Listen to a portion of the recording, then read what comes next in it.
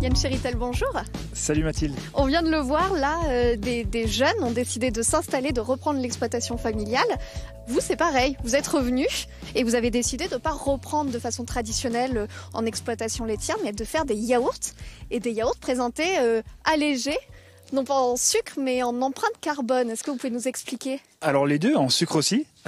Oui. mais aussi en empreinte carbone. En fait, récemment, on s'est un peu intéressé à notre impact sur l'environnement. Donc on est déjà local, on est fermier, donc on garde tout le bon goût et les qualités nutritionnelles du lait de la ferme.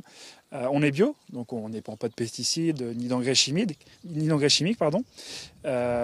on a voulu les voir encore plus loin. Qu'est-ce que c'était notre bilan carbone en fait de nos achats, divisé par ce qu'on vendait.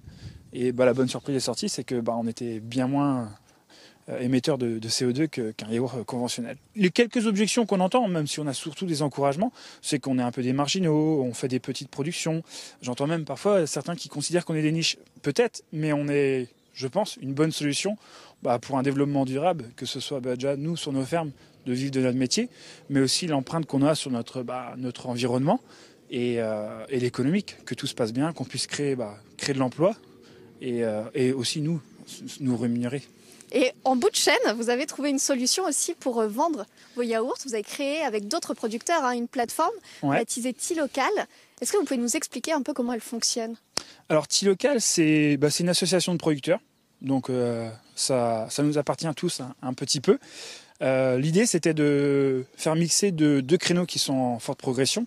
Donc les produits locaux, on a la chance, les consommateurs sont vraiment des consommateurs en fait et cherchent vraiment à avoir une consommation bénéfique pour eux, pour tous en fait. Et à ça, la vente du digital, faut quand même voir les évolutions des marchés et tout ce qui est drive, vente en ligne a été en forte progression aussi, surtout depuis un an avec toute la crise qu'on a traversée. Et l'association, en fait, en panachant ces deux forces, s'est adaptée et d'où la naissance de T-Local. Et alors, dans cette association, sur cette plateforme T-Local, il n'y a pas que des agriculteurs bio. Je vous propose justement à ce sujet d'écouter une des agricultrices qui fait partie de cette association. Alors on est très artisanal, c'est-à-dire qu'on travaille avec évidemment des machines parce qu'on vit dans un monde moderne et que ça sert à rien de se tuer et s'abîmer davantage. Mais on est déjà dans le choix variétal, on est sur déjà beaucoup d'espèces différentes pour offrir un large choix. Ces espèces, elles représentent beaucoup de variétés. Donc les variétés, c'est aussi ce qui fait la qualité, par exemple, du maraîcher. Enfin, en tout cas, moi, je pense comme ça. Il y a forcément une démarche de qualité. Donc, si on n'est pas en agriculture biologique, on peut avoir d'autres labels ou non donc de qualité. Donc, c'est des élevages qui vivent sur de la paille, qui mangent de vrais aliments, qui ne sont pas guéris avec des antibiotiques. Voilà, c'est surtout se regrouper avec de la qualité au plus proche et pour les gens qui sont autour de nous. C'est vraiment, c'est ça notre souhait premier en fait. Yann Chéritel, on vient d'entendre comment vous choisissez ces producteurs là sur la plateforme. Ouais. Combien il y a de producteurs en tout aujourd'hui ? Aujourd'hui, on est arrivé 17, bientôt 18. C'est tout le temps en évolution en fait. C'est-à-dire qu'il y en a encore qui peuvent vous rejoindre ? Ouais, c'est une association, donc on est très ouvert. Autant sur le nombre de clients qui veulent nous faire confiance et commander leur panier en ligne, mais aussi sur les producteurs qui voudraient, par le biais du site, partager avec nous leurs bons produits déjà. Parce que le cahier des charges fait qu'on n'a que des bons produits, les meilleurs de Guingamp même. Et étoffer l'offre et être le plus disponible possible. Et alors, pour certains producteurs, cette plateforme, ça représente aussi un lien qui se recrée avec le consommateur. Et il y a par exemple une éleveuse que j'ai été rencontrer, Enora Ilion, qui est éleveuse porcine et bovin et qui nous raconte comment elle fonctionne et à quel point ça a recréé un lien avec ses consommateurs. Donc ici, ça s'appelle Le Grand dans le Foin. C'est une ferme familiale. On élève des porcs de race du Roc, d'où la couleur rousse. et des bovins, donc de race charolaise. On a fait le choix de ces 2 races parce que c'est des races qui sont réputées pour leur qualité de viande. Donc on élève sur paille pour plus de bien-être.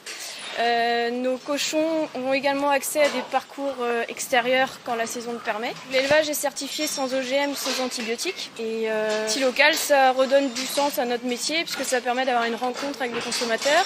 Notamment sur la production porcine, il y a beaucoup de clichés. Et nous, on en souffre beaucoup en tant qu'éleveurs. Et du coup, en ouvrant nos portes, justement, ça permet de casser ces clichés et de montrer aux gens que les cochons, ils sont heureux.